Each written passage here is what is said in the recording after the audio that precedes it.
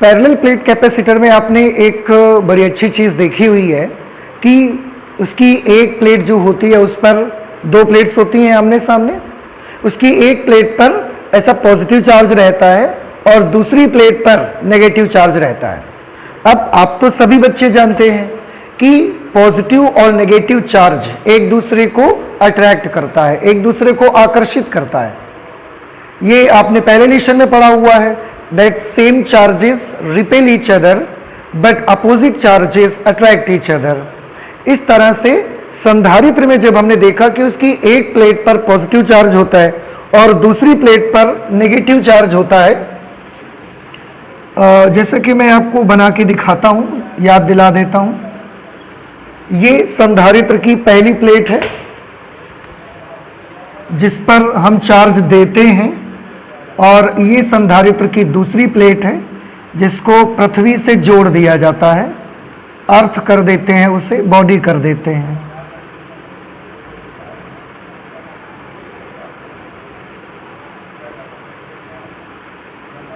Okay, इस plate पर plus charge है और इसके सामने ये जो प्लेट है उसके अंदर की तरफ नेगेटिव चार्ज है।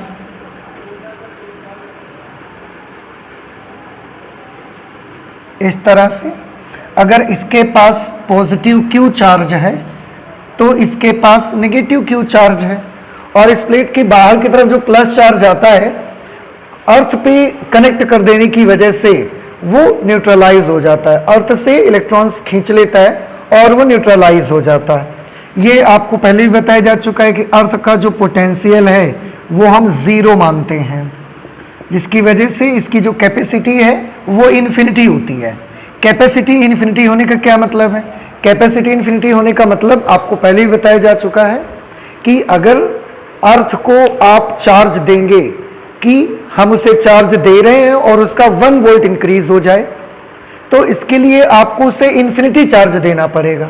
जब आप इन्फिनिटी चार्ज दोगे तो उसका 1 वोल्ट इंक्रीज होगा। इन्फिनिटी चार्ज दोगे मतलब आप दे ही नहीं सकते, इन्फिनिटी चार्ज आप दे ही नहीं सकते।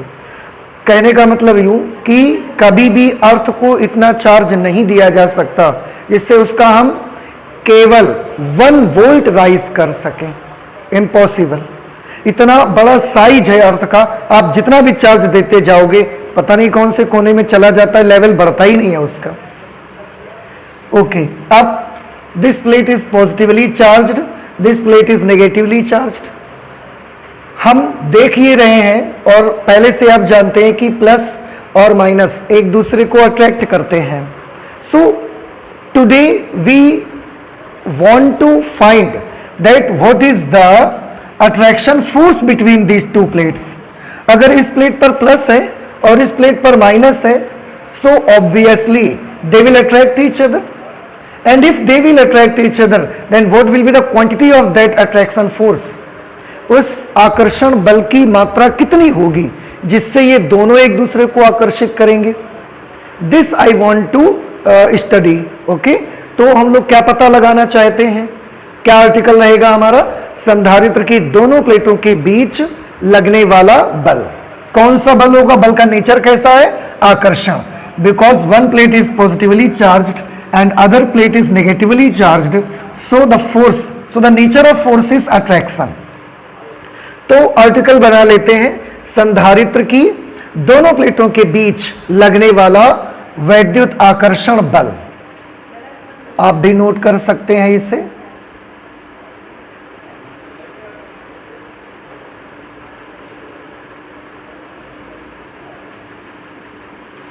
संधारित्र की दोनों प्लेटों के बीच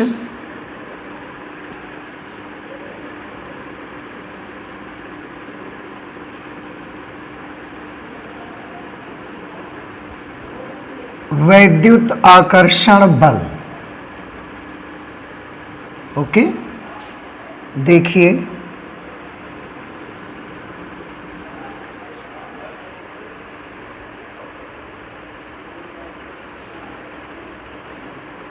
electrical force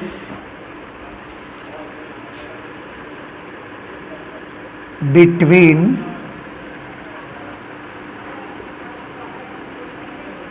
two plates of a capacitor.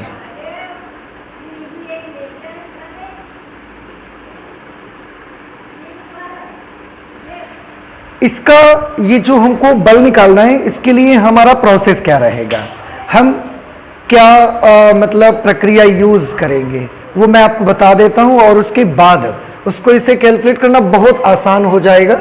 तो आप देखिए, मैं करूंगा ये, ध्यान से देखिएगा। ये इसकी पहली प्लेट मान लेते हैं, ये इसकी दूसरी प्लेट, इस पर भी क्यू चार्ज है, इस पर भी क्यू चार्ज है, but the nature of charge is opposite. Okay, हम करेंगे क्या, what we are planning to do, क्या करने का प्लान कर रहे हैं हम लोग। ये जो पॉजिटिवली चार्ज्ड प्लेट है, ये अपने आवेश की वजह से यहां पर कुछ इलेक्ट्रिक फील्ड बना रही होगी।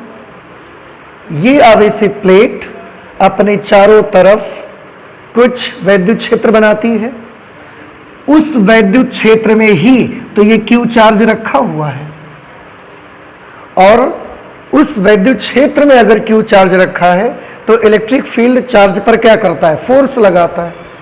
हम क्या करेंगे, इस प्लेट पर जो चार्ज है उसके द्वारा बनने वाला पहले इलेक्ट्रिक फील्ड निकाल लेंगे, और क्योंकि उसी वैद्युत क्षेत्र के अंदर ये आवेश है, तो वो वैद्युत क्षेत्र इस आवेश पर कितना बल लगाएगा ये कैलकुलेट कर लेंगे। बस आ जाएगा कि इसके द्वारा इस पर कितना फोर्स अप्लाई किया जा रहा है।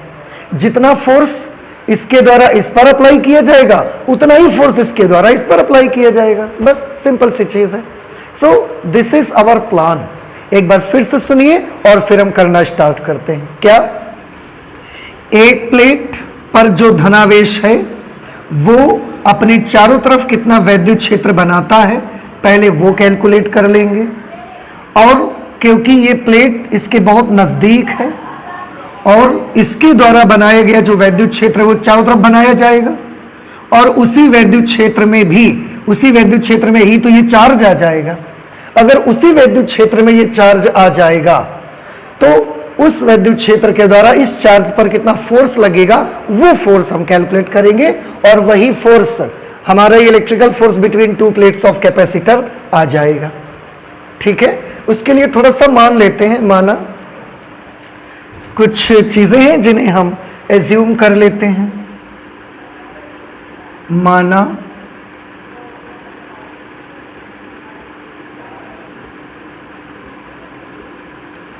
समांतर प्लेट संधारित्र, माना समांतर प्लेट संधारित्र की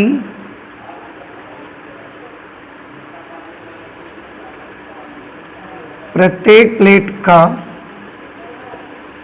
क्षेत्रफल A तथा दोनों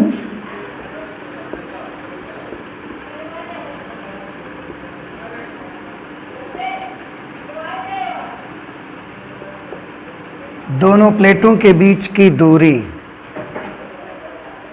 स्मॉल d है। ओके, माना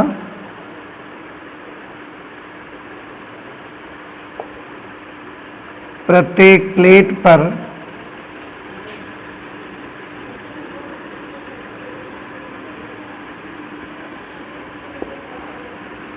आवेश का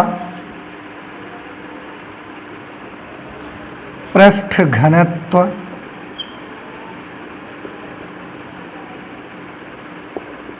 सिग्मा है। प्रत्येक प्लेट पर आवेश का पृष्ठ घनत्व सिग्मा है। ठीक, तो पहली प्लेट पर उपस्थित धनावेश के कारण उसके चारों ओर बनने वाला वैद्युत क्षेत्र, और यहाँ पर इसके बीच की क्योंकि डिस्टेंस d है तो मैं यहाँ लिख देता हूँ,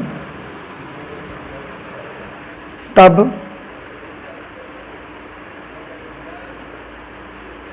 पहली प्लेट पर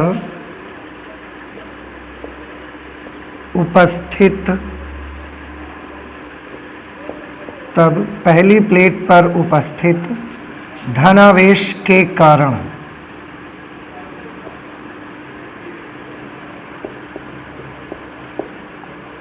उससे डी दूरी पर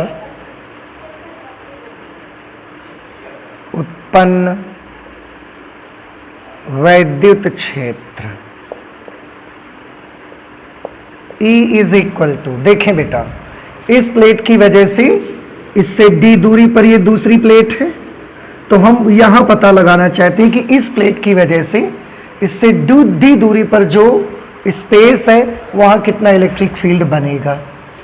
आप याद करिए, आपको गॉस थ्योरम में ये सारी चीजें पढ़ाई गई हैं कि अगर एक प्लेट है, एक प्लेट की वजह से उससे कुछ दूरी पर जो इलेक्ट्रिक फील्ड बनता है वो होता है sigma upon 2 epsilon not, sigma upon 2 epsilon naught. और दो प्लेट्स अगर होती, दोनों प्लेट की वजह से अगर निकालना होता तो बीच में इलेक्ट्रिक फील्ड कितना आता, sigma upon epsilon not. But हम क्या कर रहे हैं, केवल एक प्लेट की वजह से उससे कुछ दूरी पर जो इलेक्ट्रिक फील्ड बनेगा उसको कैलकुलेट कर रहे हैं।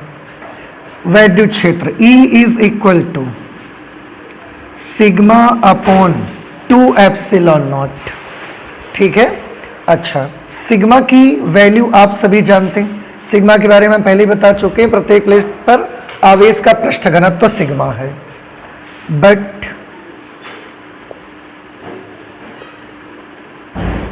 We know that sigma is equal to Q upon A. आप सभी बच्चे जानते हैं कि आवेश के पृष्ठ घनत्व का फॉर्मूला होता है आवेश बटे क्षेत्रफल, इसलिए अगर सिग्मा की जगह में वैल्यू लिख देंगे तो क्या वैल्यू निकलेगी E की, therefore E will be equal to, sigma की जगह Q अपॉन ए लिखेंगे तो Q upon 2 epsilon not A, Q upon 2 epsilon not a.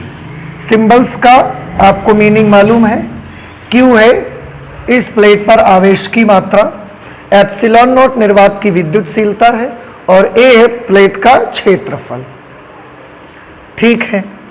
मैं एप्सिलॉन नॉट के बारे में लिख देता हूं, यहां एप्सिलॉन नॉट निर्वात की विद्युतशीलता है, ओके। ये चीज आपको याद रखनी है। अब इतना वैद्युत क्षेत्र आया, मतलब इस प्लेट ने डी डिस्टेंस पर इस वाली जगह पर इतना सारा इलेक्ट्रिक फील्ड बनाया। अब ये जो प्लेट है ये इसी इलेक्ट्रिक फील्ड में इसका मतलब रखी है, भाई इस प्लेट ने यहां पर इतना इलेक्ट्रिक फील्ड बनाया और उसी जगह तो ये दूसरी वाली प्लेट रखी है, इसका मतलब इस इलेक्ट्रिक फील्ड पर ही ये प्लेट रखी है जिस पर आवेश कितना है Q। तो आवेश Q यानी कि charge Q electric field E पर रखा है, इसलिए इस प्लेट पर लगने वाला बल कितना होगा इसको हमें कैलकुलेट कर लेना है। अब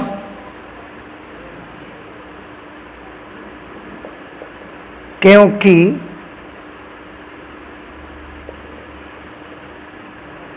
दूसरी प्लेट इसी वैद्युत क्षेत्र में रखी है, क्योंकि दूसरी प्लेट इसी वैद्युत क्षेत्र में रखी है जिस पर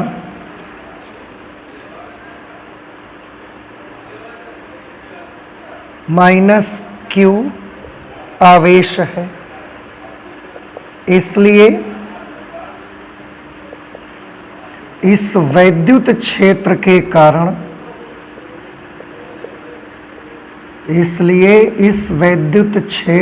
के कारण दूसरी प्लेट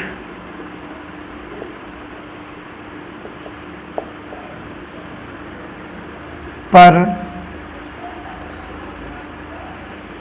लगने वाला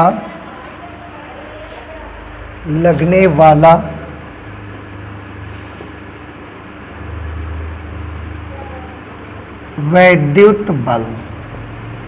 आप सभी जानते हैं कि अगर ई इलेक्ट्रिक फील्ड में Q चार्ज रखा जाता है तो उस पर जो बल लगता है उसका फॉर्मूला आता है Q इंटू ई। ठीक है, अब इस इलेक्ट्रिक फील्ड में माइनस Q चार्ज रखा है तो उस पर लगने वाला बल कितना होगा, माइनस Q इंटू ई। आप चाहें तो माइनस लगा लीजिए। अब F is equal to minus Q into E. E की वैल्यू ये है Q upon 2 epsilon not A, Q upon 2 epsilon not A. Okay, अब आप इसे सॉल्व कर दीजिए थोड़ा सा। Minus Q into Q, this will be Q square upon 2 epsilon not A. इसका मतलब है संधारित्र की दूसरी प्लेट पर इतना बल लगेगा, वो भी किसकी वजह से, पहली प्लेट पर जो आवेश है उसके द्वारा जो इलेक्ट्रिक फील्ड उत्पन्न किया गया है उसकी वजह से इतना बल लगेगा। यहां पर नेगेटिव साइन क्या इंडिकेट करता है, मैं आपको बताऊं, आप सभी बच्चे जानते हैं नेगेटिव साइन अट्रैक्शन फोर्स को रिप्रेजेंट करता है। आप हमेशा याद रखें, जब भी कभी भी फोर्स नेगेटिव हो तो समझ जाइए कि बल अट्रैक्शन का है। फोर्स का साइन अगर नेगेटिव हो तो उसका जो नेचर होगा वो अट्रैक्शन रहेगा, आकर्षण। ओके, और अगर फोर्स का साइन पॉजिटिव है then you should understand that this force is repulsion force, प्रतिकर्षण बल। तो नेगेटिव साइन आने का मतलब क्या है कि दोनों प्लेट्स के बीच लगने वाला जो बल है वो कैसा है, आकर्षण। तो अगर आप ये समझ गए कि दोनों प्लेट्स के बीच वैसे भी दिखता है प्लस और माइनस चार्जेस हैं, तो दोनों एक दूसरे पर आकर्षण बल ही लगाएंगे, प्रतिकर्षण तो नहीं लगाएंगे। तो अगर आप समझ गए हैं तो माइनस निशान केवल क्या प्रदर्शित करता है कि संधारित्र की दोनों प्लेटें एक दूसरे को आकर्षित करती हैं। नेगेटिव साइन प्रदर्शित करता है कि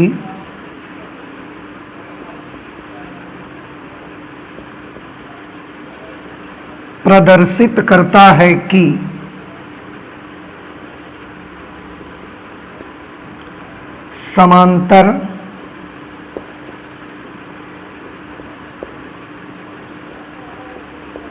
प्लेट संधारित्र की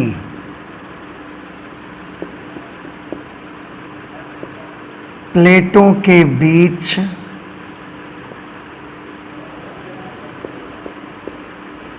लगने वाला बल आकर्षणात्मक होता है, आकर्षणात्मक होता है। ओके, ये नेगेटिव साइन इंडिकेट करता है। So force between, therefore force between two plates of a PPC, समांतर प्लेट संधारित्र की दोनों प्लेटों के बीच लगने वाला बल F is equal to Q square upon 2 epsilon not A. Okay, ये इतना फोर्स आ जाएगा। माइनस निशान आकर्षण की वजह से था और अब क्योंकि जानते हो तो हमने माइनस नहीं लगाया, अगर आप नहीं जानते हो तो माइनस लगा लो। ठीक है, तो ये है, अगर कोई समांतर प्लेट संधारित्र है तो उसकी दोनों प्लेटों के बीच इतना फोर्स अप्लाई होता है। और अभी आप देख सकते हैं कि फोर्स जो है वो किन किन चीजों पर डिपेंड करता है, चार्ज पर डिपेंड करता है और प्लेट्स की एरिया पर भी डिपेंड करता है। मींस अगर आप प्लेट पर, क्योंकि आप तो इस प्लेट पर चार्ज देते हो, इस प्लेट को जितना ज्यादा चार्ज आप दे देंगे दोनों प्लेट के बीच लगने वाला फोर्स, आकर्षण बल उतना ही ज्यादा बढ़ते चला जाएगा। तो जितना चार्ज आप इसको देंगे फोर्स उतना ही ज्यादा बढ़ता जाएगा। प्लेट्स का एरिया जितना कम रखेंगे, एरिया कम रखने से फोर्स ज्यादा होगा। तो दो संधारित्र की दोनों प्लेटों के बीच लगने वाला जो बल होगा वो चार्ज पर डिपेंड करेगा जो हम प्लेट्स को देंगे और प्लेट्स के एरिया पर भी डिपेंड करेगा। ठीक है, रही बात 2 और एप्सिलॉन नॉट, और you all know that 2 and epsilon naught these are the constant terms. Okay, तो ये फोर्स की बारे में बात हो गई। हमने कर लिया संधारित्र की दोनों प्लेटों के बीच वैद्युत आकर्षण बल। और आप एक चीज ये सोच सकते हैं, यहां पर एक क्वेश्चन आप कर सकते हैं कि अगर ये दोनों प्लेटें एक दूसरे को आकर्षित करती हैं तो फिर ये एक दूसरे में ऐसा आकर चिपक क्यों नहीं जाते, आप ये सोच सकते हैं। तो बेटा इसीलिए तो हम दोनों प्लेट्स के बीच में डाइलेक्ट्रिक डालते हैं। तो डाइलेक्ट्रिक डालने के कितने बेनिफिट्स आ रहे हैं देखो, आपने लास्ट क्लासेस में डाइलेक्ट्रिक्स के बारे में पढ़ा हुआ है। डाइलेक्ट्रिक डालने का डाइलेक्ट्रिक डालने से क्या होता है, इलेक्ट्रिक फील्ड क्या होता है, इलेक्ट्रिक फील्ड डिक्रीज हो जाता है, ठीक है।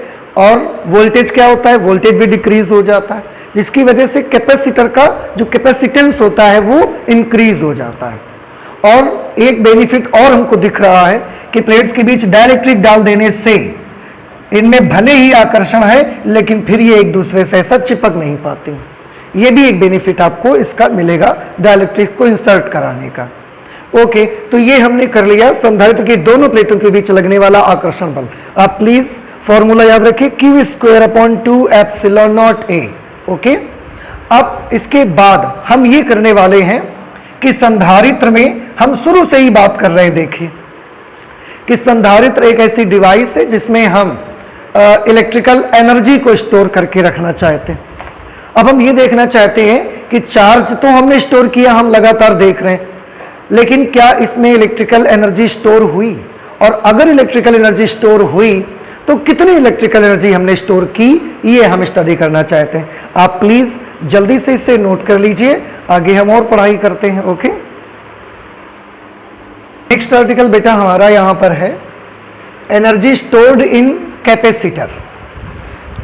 हमने कैपेसिटर में जो चार्ज स्टोर किया उसके अकॉर्डिंग, उसकी वजह से कैपेसिटर में कितनी एनर्जी स्टोर हो गई, ये हम स्टडी करना चाहते हैं।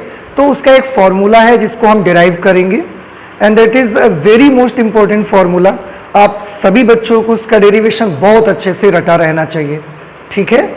इसके लिए फिर से मैंने कैपेसिटर बना लिया, मान लिया कि इस पर Q चार्ज स्टोर किया है हमने, इसकी दोनों प्लेट्स के बीच का पोटेंशियल डिफरेंस V है, और जो कैपेसिटर है उसकी धारिता C है, ठीक है। तो इतनी चीजें पहले हम मान लेते हैं। माना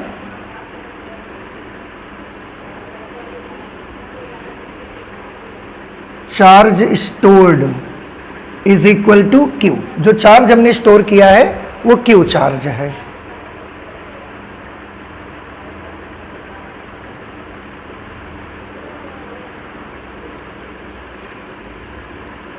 potential difference between the plates, plates के बीच जो पोटेंशियल डिफरेंस है वो हमने मान लिया V है।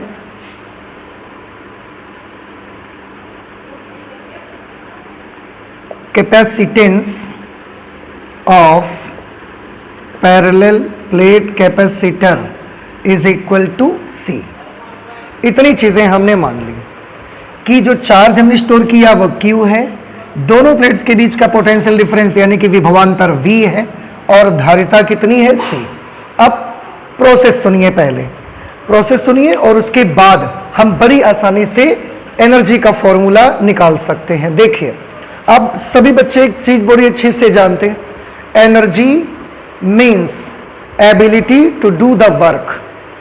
अगर किसी भी वस्तु में या किसी डिवाइस में, किसी मशीन में, किसी इंसान के अंदर कार्य करने की क्षमता है तो उसी को तो हम एनर्जी बोलते हैं कि इसके अंदर एनर्जी है। बात समझ आ रही है आपको? बस उसी बेसिस पर हम इसकी एनर्जी कैलकुलेट कर सकते हैं। हम क्या करेंगे, हम जो Q चार्ज है, देखो इस प्लेट पर टोटल कितना चार्ज है Q, हम इस पूरे Q चार्ज को यहां से इलेक्ट्रिक फील्ड, क्योंकि जैसे ही आपने एक को प्लस एक को माइनस दिया ये इलेक्ट्रिक फील्ड यहां बन जाएगा ऐसा, from positive plate to negative plate, this is electric field. और किसी एक प्लेट के द्वारा कितना इलेक्ट्रिक फील्ड बनता है ये अभी आपने देखा था। तो तो ये जो इलेक्ट्रिक फील्ड यहां पर बना, ठीक है, अब इस इलेक्ट्रिक फील्ड में हम क्या करना चाहते हैं, ये जो चार्ज Q है इसके पास, ये चार्ज अगर हम इस इलेक्ट्रिक फील्ड को देंगे तो इलेक्ट्रिक फील्ड इस चार्ज पर क्या करेगा, फोर्स लगाएगा। इलेक्ट्रिक फील्ड फोर्स लगाएगा क्योंकि ये पॉजिटिव चार्ज है, और पॉजिटिव चार्ज पर किस डायरेक्शन पे फोर्स लगाएगा, अपनी डायरेक्शन पे फोर्स लगाएगा। तो इस पूरे के पूरे Q चार्ज को इस प्लेट से इस प्लेट तक ले जाने में इलेक्ट्रिक फील्ड जितना वर्क कर देगा, जितना वर्क करेगा, वो वर्क ही इस संधारित्र की ऊर्जा कहलाएगी। फिर से सुन लीजिए, चार्ज हमेशा higher potential to lower potential जाता है। अभी अभी मैंने बताया कि हम कैलकुलेट करना चाहते हैं कि कैपेसिटर में कितनी एनर्जी इकट्ठी हो पाई, कितनी एनर्जी उसमें एकत्र हुई, कितनी एनर्जी उसके पास है। उसके लिए हमने एक तरीका निकाला कि energy is basically work done. Energy जो है वो मुख्य रूप से क्या चीज है, कार्य। तो अगर आप इस पूरे चार्ज Q को एक प्लेट से दूसरी प्लेट तक ले जाएं तो इलेक्ट्रिक फील्ड कितना वर्क करेगा, वो जितना भी वर्क करेगा वही वर्क उसमें एनर्जी के रूप में स्टोर होगा। टोटल एनर्जी उतनी मानी जाएगी कैपेसिटर की, ठीक है।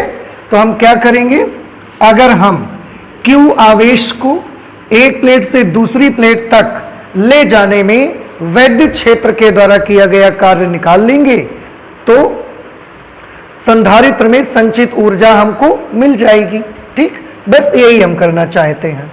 तो देखिए कैसे करेंगे।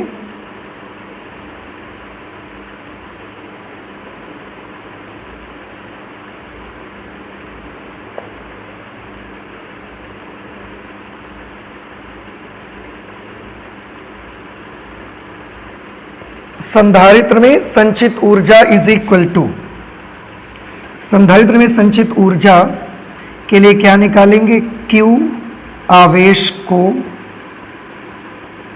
देखो इस प्लेट के पास पूरा Q चार्ज है, इस पूरे चार्ज को इस प्लेट तक ले जाने में इलेक्ट्रिक फील्ड जितना वर्क करके हमको दे देगा, हम जान जाएंगे कि उसके पास इतनी एनर्जी है। संधारित्र में संचित ऊर्जा निकालने के लिए Q आवेश को, Q क्यों लिखा, क्योंकि एक प्लेट पर Q चार्ज है। Q आवेश को एक प्लेट से दूसरी प्लेट,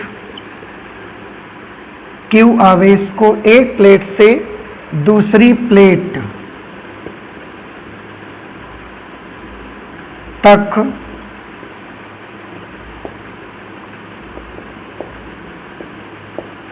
ले जाने में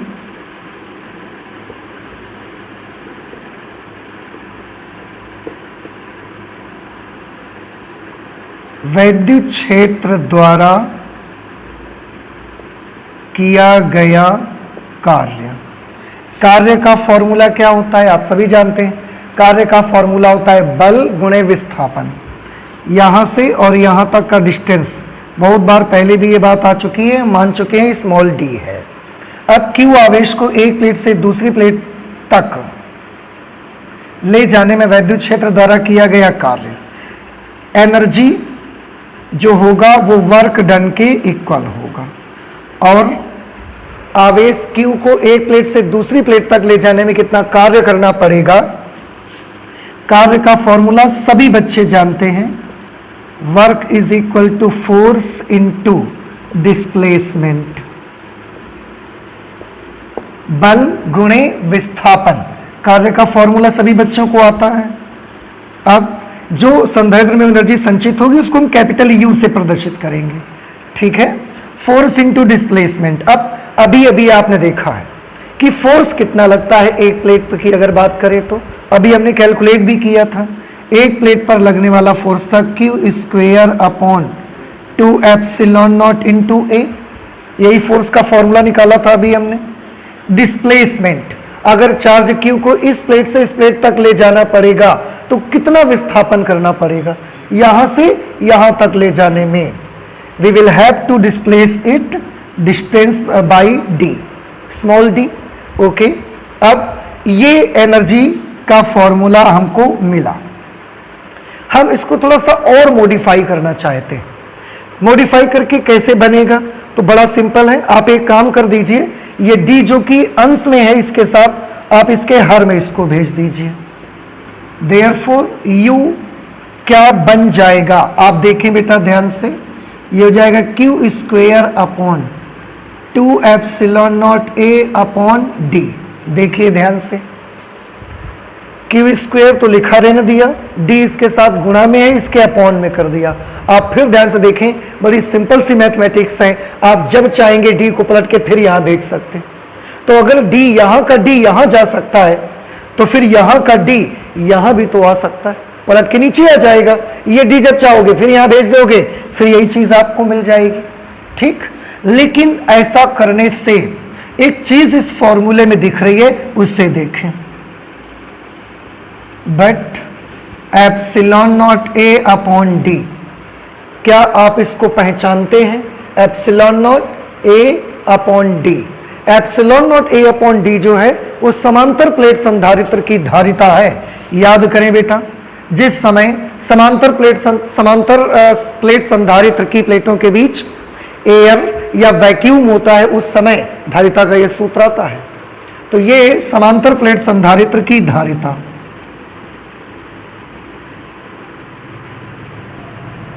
कैपेसिटेंस ऑफ पीपीसी, समांतर प्लेट संधारित्र की धारिता, capacitance of parallel plate capacitor. Okay, और इसको रिप्रेजेंट किससे करते हैं बेटा? आप सभी को याद होगा, इसको हम लोग सी से रिप्रेजेंट करते हैं, कैपिटल से। तो अगर इसकी जगह कैपिटल सी लिख देंगे, then what will be the energy stored in capacitor? U is equal to Q square upon 2, और epsilon not A upon D की जगह पर हम लिख देंगे C। Therefore energy stored in capacitor U is equal to 1/2 Q square upon C। बेटा आपको एक चीज मैं बताऊं, समांतर प्लेट संधारित्र में कितनी एनर्जी स्टोर होती है, इसको डिराइव करने का एक तरीका हमने ये यूज किया हुआ है। इसके कई मेथड हो सकते हैं, मैंने एक मेथड यूज करके आपको संधारित्र में कितनी एनर्जी स्टोर होती है वो करके दिखाया है। इसकी और भी मेथड्स हो सकते हैं, लेकिन मुझे ये मेथड थोड़ा सा ज़्यादा बेस्ट लगता है, थोड़ा ज़्यादा अच्छा लगता है। क्यों? क्योंकि हम सभी को मालूम है energy is equal to work done. Energy जो होता है वो किए गए कार्य के बराबर होता है, इसलिए मैं एनर्जी को वर्क डन से निकालना पसंद करता हूँ, इसलिए मुझे ये ज़्यादा अच्छा तरीका लगता है। हालांकि और भी तरीकों से मैं आपको निकाल के दिखा सकता हूँ, but this is the best way. तो 1/2 Q square upon C, this is the formula for energy stored in a capacitor. अब कैपेसिटर में जो एनर्जी स्टोर हुई है उसका ये फॉर्मूला आया, तो क्या यही एक फॉर्मूला है? Answer is no. इसके अलावा भी हमारे पास कई फॉर्मूले हैं और इसी से हम बना सकते हैं। ऐसा नहीं है उसके लिए कोई अलग डेरिवेशन आपको नहीं करना है, हम इसी से मॉडिफाई कर करके इसमें चेंजेस ला करके इस फॉर्मूले को ही हम कई रूपों में आपको दिखा सकते हैं। कैसे? आप देखिए, बड़ा सिंपल है बेटा। आप Q का फॉर्मूला, एक ऐसा फॉर्मूला बताइए Q का जो V और C के टर्म्स में आता।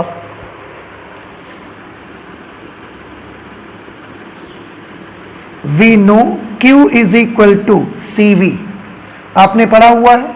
C का फॉर्मूला क्या होता है? Q upon V। C is equal to Q upon V, therefore Q is equal to C into V। अब Q की जगह पर अगर हम CV यहां पर लिखेंगे तो एनर्जी का फॉर्मूला क्या मिलेगा? Therefore energy stored in capacitor U is equal to 1/2 Q square, यानी कि C square V square, C square V square upon ये वाला C, सी से एक सी इसका कैंसल हो जाएगा। Therefore energy stored in a capacitor will be 1/2 CV square. Energy store का एक ये भी फॉर्मूला है, संधारित्र में जो एनर्जी स्टोर होती है उसका एक ये भी फॉर्मूला आ गया। हम इसका एक फॉर्मेट और बना सकते हैं, उसको भी आप देखिए। आप अगर आप यहां से Q इंटू वी, अगर आप यहां से C को एलिमिनेट कर दें तो C की जगह पर हम क्या लिख सकते हैं, Q अपॉन वी। ओके, फिर से we know C is equal to Q upon V, therefore energy stored in a parallel plate capacitor will be 1/2, and in place of C we have to put Q upon V. So in place of C we will put Q upon V, C की जगह Q upon V लिख दिया, into V square. We से इसका एक we cancel हो गया, तो एनर्जी स्टोर्ड का फॉर्मूला क्या आया, 1/2 Q इंटू वी। ओके, इस तरीके से एक समांतर प्लेट संधारित्र में जो एनर्जी स्टोर होती है उसके लिए टोटल एनर्जी कितनी स्टोर होती है। तो अगर ये टोटल अपने चार्जेस को भेजने में जितना वर्क करेगा, टोटल इसके पास जो चार्जेस हैं, टोटल इनके चार्जेस को एक प्लेट से दूसरी प्लेट तक भेजने में जो वर्क करेगा वही कैपेसिटर की एनर्जी मानी जाएगी। वो एनर्जी का फॉर्मूला आया 1/2 Q स्क्वायर अपॉन सी।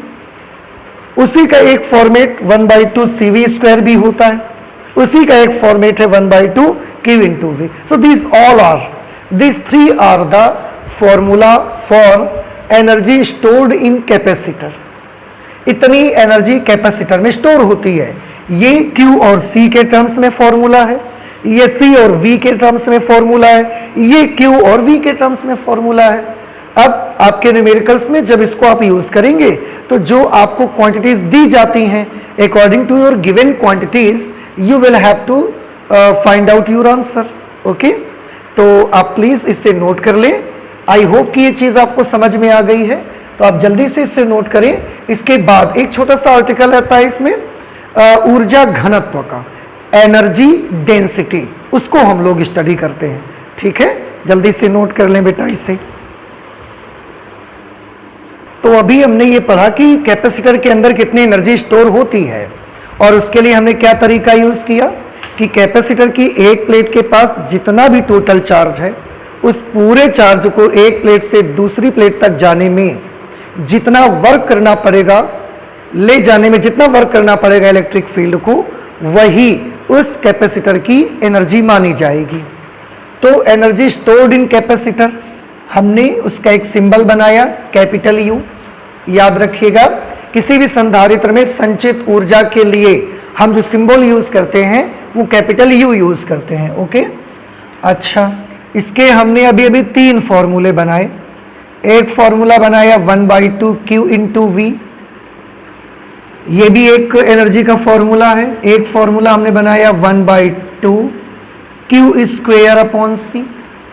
एक फॉर्मूला इसी का हमने अभी अभी बनाया 1/2 CV स्क्वेयर। ये तीन के तीनों फॉर्मूले उनकी गिवन क्वांटिटीज के मुताबिक हम अपने न्यूमेरिकल्स में यूज कर सकते हैं, और तीनों ही फॉर्मूले एनर्जी स्टोर्ड इन कैपेसिटर के हैं। यानी कि कैपेसिटर में कितनी एनर्जी स्टोर होती है उसके तीनों फॉर्मूले हैं। अब मैं एक चीज आपको बताऊं, इनमें से जो सबसे ज्यादा यूज होने वाला फॉर्मूला है, सबसे ज्यादा यूज होने वाला फॉर्मूला है वो है 1/2 CV स्क्वेयर। 1/2 का मतलब होता है हाफ, 1 मतलब 1 और 1/2 मतलब 1 का आधा, हाफ। तो आप इसे हाफ CV स्क्वायर भी बोल सकते हैं, half Q square upon C, half Q into V. तो जैसे कि मैंने बोला, सबसे ज्यादा यूज होने वाला जो फॉर्मूला है, the most useful formula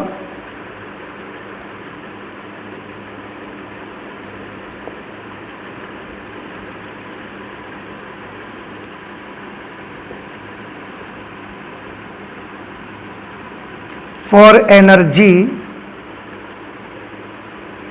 stored in a parallel plate capacitor is, इन तीनों में जो सबसे ज्यादा यूज होने वाला फॉर्मूला है वो है 1/2 CV स्क्वेयर। और क्यों ये सबसे ज्यादा यूज होने वाला फॉर्मूला है उसके बारे में मैं आपको बताऊं, क्योंकि इस फॉर्मूले में बेटा जो भी राशियां आ रही हैं ना, जैसे धारिता आ रही है, वोल्टेज आ रहा है, पोटेंशियल डिफरेंस दोनों प्लेट्स के बीच का आ रहा है, तो इस फॉर्मूले में जो भी क्वांटिटीज आप देख रहे हैं ये दो की दोनों क्वांटिटीज हम मेजर कर सकते हैं। We can measure C as well as V।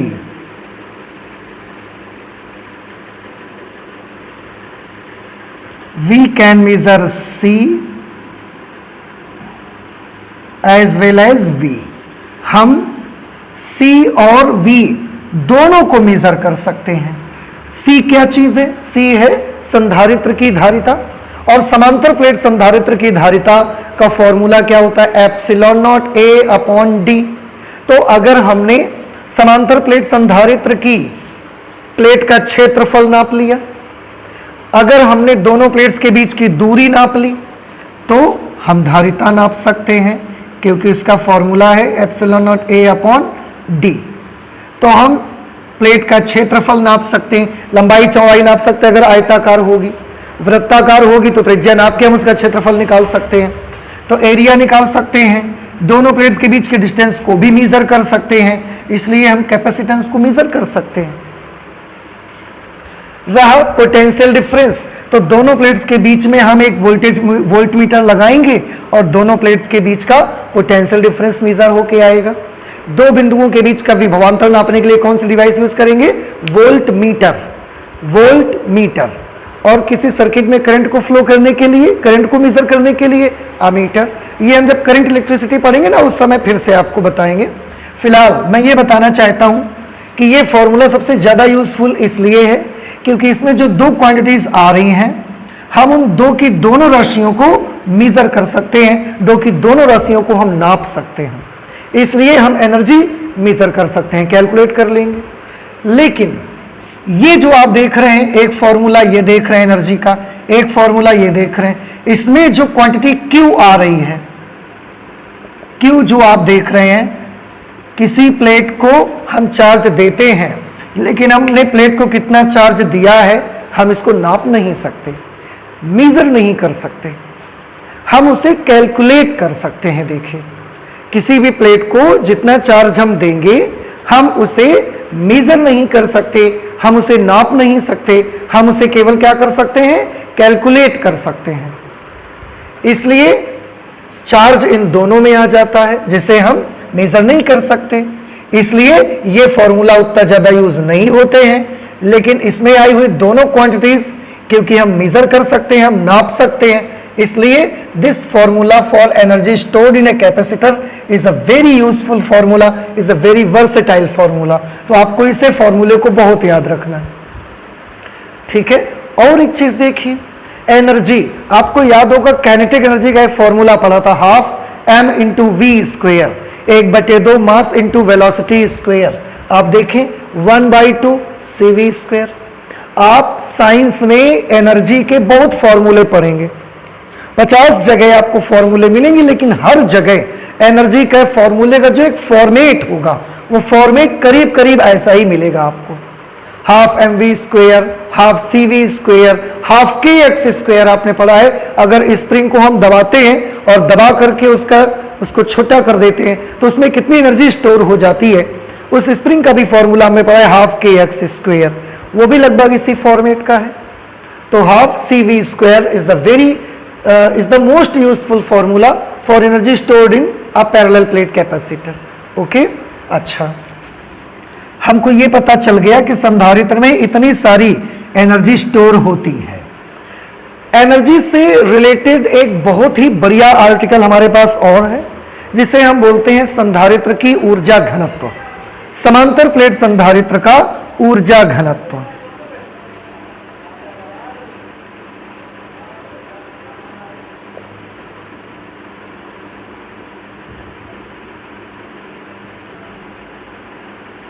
समांतर प्लेट संधारित्र में ऊर्जा घनत्व।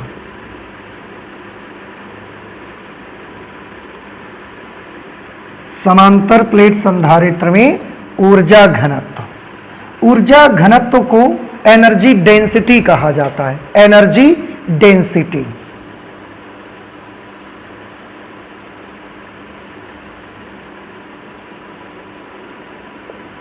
Energy density of a parallel plate capacitor.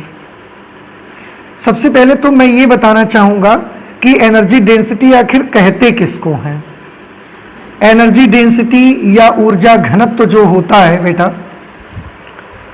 ये सिर्फ संधारित्र में ही नहीं, ऊर्जा घनत्व कहीं पर भी आ जाए उसका मतलब ये होता है कि जहां पर वो ऊर्जा स्टोर है उसके एकांक आयतन में कितनी ऊर्जा एकत्रित है, कितनी ऊर्जा संचित है। जैसे इतनी बड़ी जगह है, वहां पर पूरी एनर्जी भरी हुई है, तो ये जो पूरी एनर्जी है इसको हम टोटल एनर्जी बोलेंगे।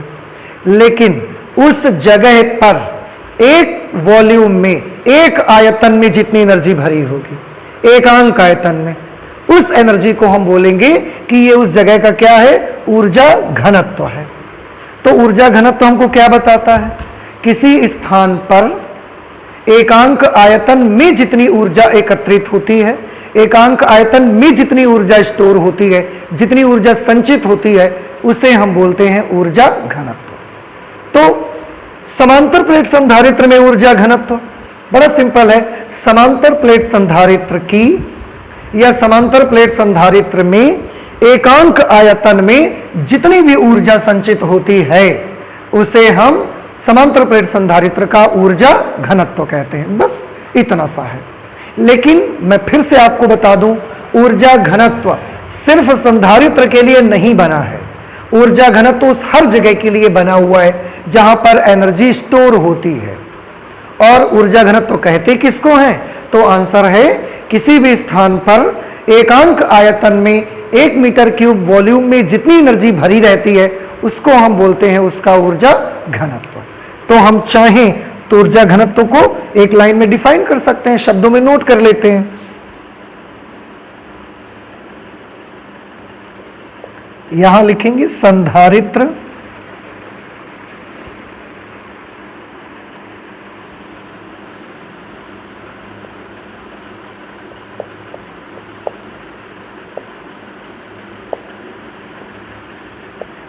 संधारित्र की दोनों प्लेटों के बीच,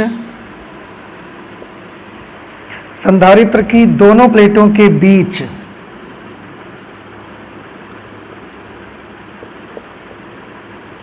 एकांक आयतन में, एकांक आयतन में संचित ऊर्जा ही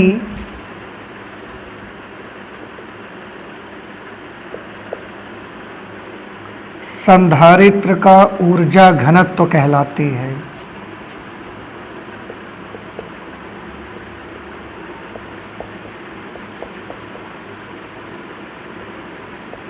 ठीक है कि संधारित्र की दोनों प्लेटों के बीच में जो जगह है उसके एकांक आयतन में जितनी एनर्जी इकट्ठा होगी उससे संधारित्र का ऊर्जा घनत्व, संधारित्र का ऊर्जा घनत्व कहलाती है। अब टोटल एनर्जी को हम कैपिटल यू से लिखते हैं, लेकिन ऊर्जा घनत्व को हम स्मॉल यू से प्रदर्शित करते हैं। ऊर्जा घनत्व को स्मॉल यू से प्रदर्शित करते हैं। ठीक है। अब इसके मुताबिक ऊर्जा घनत्व का क्या फॉर्मूला बनेगा, तो ऊर्जा घनत्व का फॉर्मूला बनेगा संधारित्र में संचित कुल ऊर्जा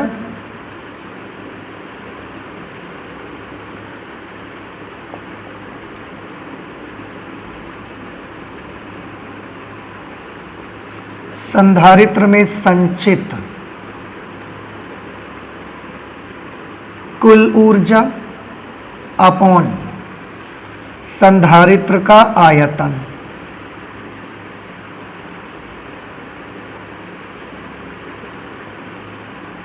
संधारित्र का आयतन।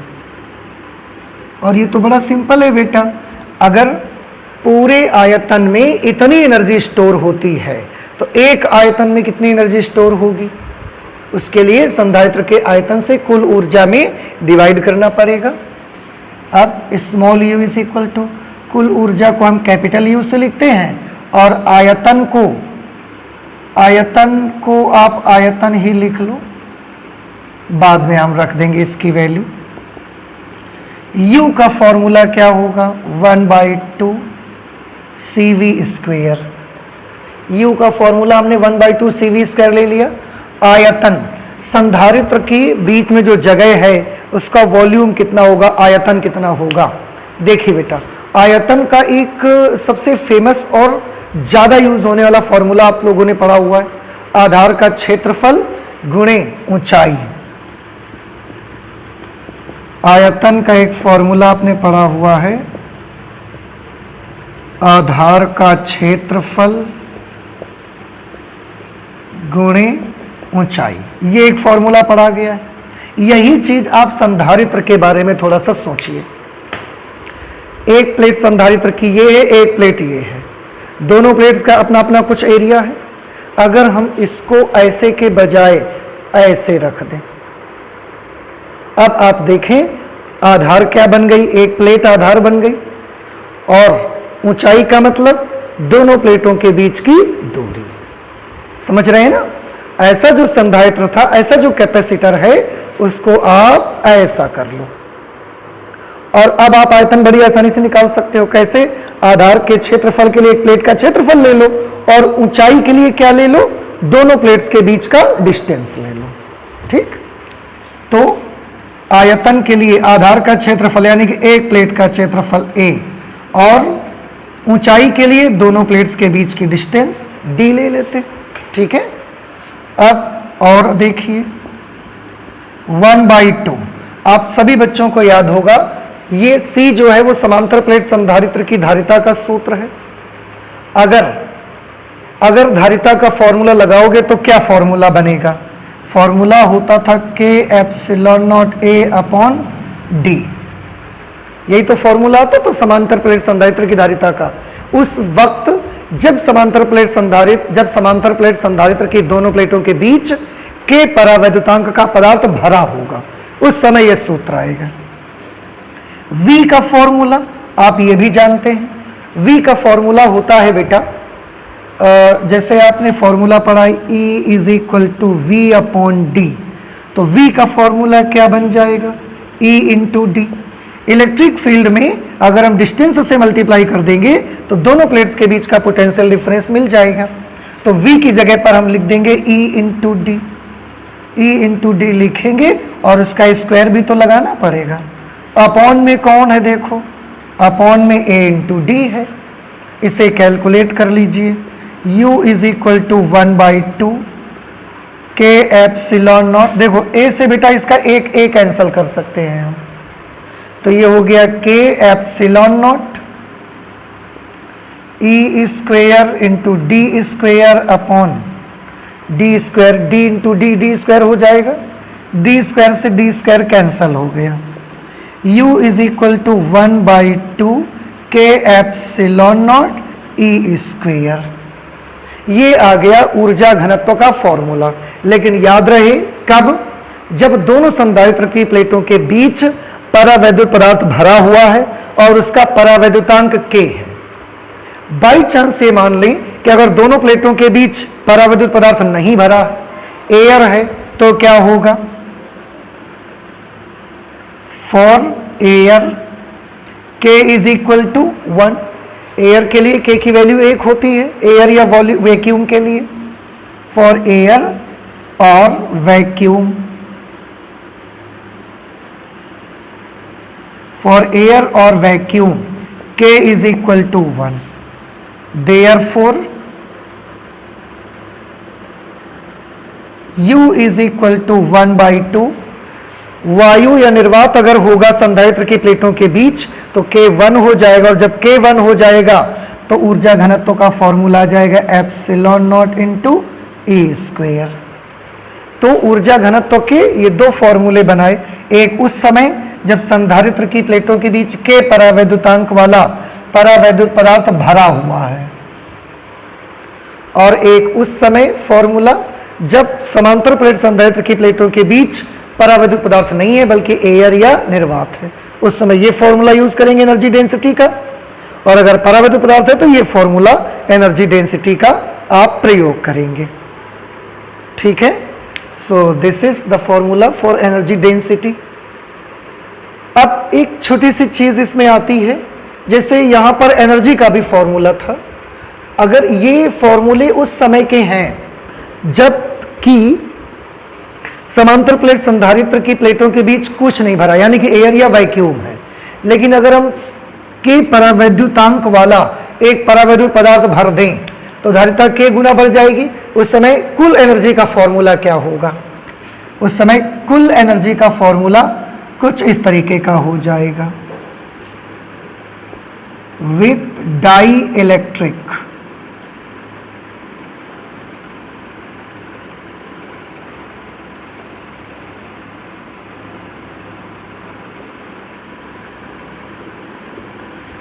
डाई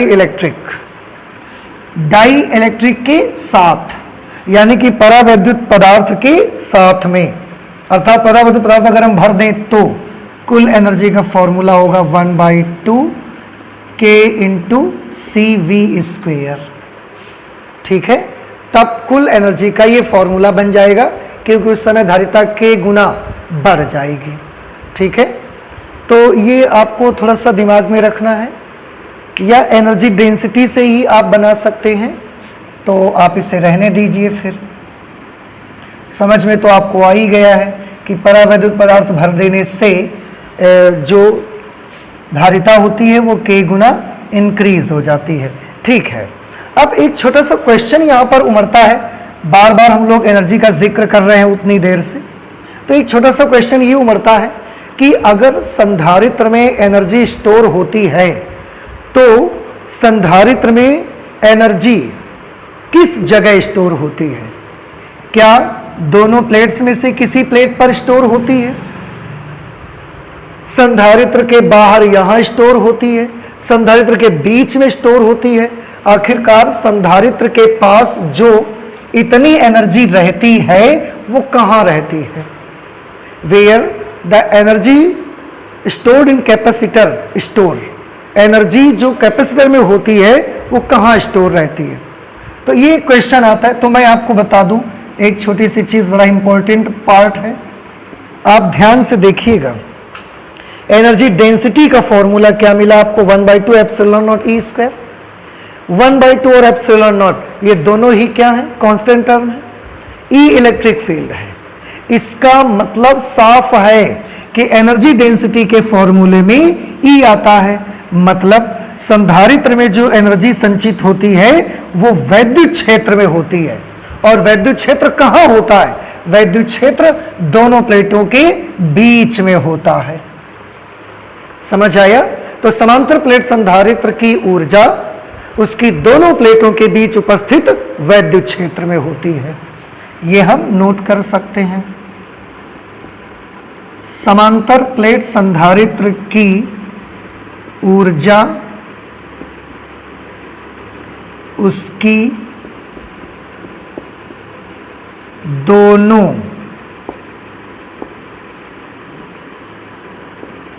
प्लेटों के बीच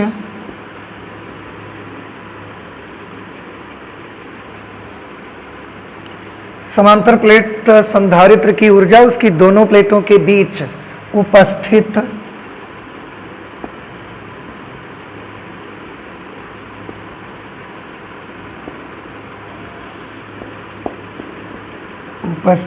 वैद्युत क्षेत्र में स्टोर होती है, संचित होती है। ये आपको बहुत अच्छे से याद रखना है। और उसके लिए एनर्जी डेंसिटी का फॉर्मूला, एनर्जी डेंसिटी आप ये सोच सकते हैं कि ये बात पता लगाने के लिए आपने एनर्जी डेंसिटी का ही फॉर्मूला क्यों यूज किया, टोटल एनर्जी का फॉर्मूला क्यों यूज नहीं किया? तो आप टोटल एनर्जी का फॉर्मूला यूज कर लीजिए। उसके फॉर्मूले में कौन आता है? V, और V का छोटा रूप E होता है। आप याद करिए, जब E में आप D से मल्टीप्लाई करते हैं ना तो V मिलता है। तो V का जो छोटा रूप है वही कौन है? E। तो अगर आप इसको ना देखें, इससे देख लें, तो भी इसमें जो V आता है V का छोटा रूप होता है E। तो भी हम कह सकते हैं कि जो एनर्जी है वो इलेक्ट्रिक फील्ड में स्टोर होती है। आप ये याद रखिए, electric field is the miniature form of potential. मैं यहां पर लिख देता हूं इलेक्ट्रिक फील्ड। इलेक्ट्रिक फील्ड मतलब E। इलेक्ट्रिक फील्ड को हम कैपिटल E से रिप्रेजेंट करते हैं। तो electric field E is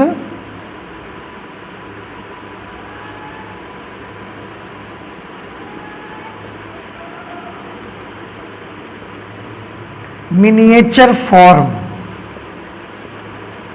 of potential capital V। याद रख लीजिए कि पोटेंशियल V विभव का छोटा रूप ही होता है E, मिनिएचर फॉर्म। ठीक है, तो आप चाहे यहां से देखेंगे चाहे यहां से देखेंगे, दोनों जगह से आपको ये दिखेगा कि जो एनर्जी होती है वो संधारित्र की ऊर्जा उसकी दोनों प्लेटों के बीच उपस्थित वैद्युत क्षेत्र में स्टोर होती है। कभी कभी कुछ लोग ये भी कह देते हैं कि संधारित्र की ऊर्जा प्लेटों के बीच भरे डाइइलेक्ट्रिक में होती है। तो बेटा कोई प्रॉब्लम नहीं है, वो भी सही है। क्यों? क्योंकि अगर संधारित्र की प्लेटों के बीच आप डाइइलेक्ट्रिक भर दोगे, डाइइलेक्ट्रिक अगर भर दोगे तो वो भी तो वहीं भरोगे बीच में ही, और वहीं तो ऊर्जा होती है। तो अगर डाइइलेक्ट्रिक भरोगे तो वो भी बीच में ही भरा हुआ है और उसी में इलेक्ट्रिक फील्ड है, इसलिए वहीं पर एनर्जी है। तो अगर आप ये भी कह देते हैं कि समांतर प्लेट संधारित्र की ऊर्जा उसकी दोनों प्लेटों के बीच उपस्थित परावैद्युत पदार्थ में होती है, तो वो भी सही है। भाई परावैद्युत पदार्थ को तो आप बाहर तो नहीं भर दोगे ना, वो भी तो बीच में ही भरोगे जाके, बीच वाली जगह पर, तो वहीं तो एनर्जी होती है और वहीं परावैद्युत पदार्थ आप भरेंगे। आप चाहे जैसे बोलिए, दोनों तरीके से सही है। इस तरीके से ये भी एक बड़ा इंपॉर्टेंट क्वेश्चन है, बहुत इसके बारे में एक दूसरे से डिस्कस करते हैं लोग आपस में। तो हमने एनर्जी स्टोर्ड पढ़ लिया कैपेसिटर में, और एनर्जी डेंसिटी भी पढ़ लिया। एनर्जी डेंसिटी का जो यूनिट होगा वो आप याद रखिएगा, एनर्जी अपॉन वॉल्यूम, जूल पर मीटर क्यूब। यूनिट इसका होता है जूल पर मीटर क्यूब, एनर्जी पर यूनिट वॉल्यूम। ओके, और इसे स्मॉल यू से रिप्रेजेंट करते हैं। तो प्लीज आप इसे नोट कर लें, इसके बाद और इससे आगे देखते हैं हम लोग। ओके, तो अभी तक आपने देखा बेटा कि हमने समांतर प्लेट संधारित्र में स्टोर एनर्जी पढ़ी। अब एक फाइनल चीज जो मैं आपको ये बताना चाहता हूं कि अभी तक संधारित्र में हमने क्या क्या चीजें स्टोर की। तो स्टोर इन कैपेसिटर, देखिए एक तो हमने चार्ज भी स्टोर किया, उस पे चार्ज स्टोर्ड।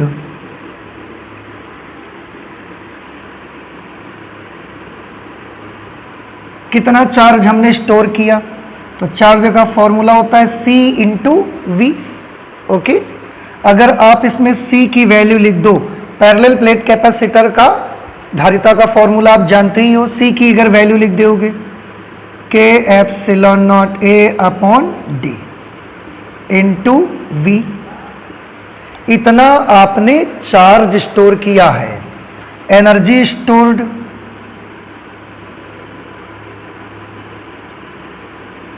एनर्जी कितनी स्टोर की आपने? एनर्जी स्टोर्ड का formula 1/2 CV square. This is the very versatile formula, 1/2 C। C is the capacitance of parallel plate capacitor, and you know well the formula for this. This is K epsilon naught A upon D into V square। तो आपने capacitor में, parallel plate capacitor में charge भी store किया है, आपने parallel plate capacitor में energy भी स्टोर की है। चार्ज कितना स्टोर किया है? इतना। एनर्जी कितनी स्टोर की है? इतनी। और अब आप बेटा ध्यान से देखें, दोनों फॉर्मूलों में कोई बहुत ज़्यादा डिफरेंस नहीं है।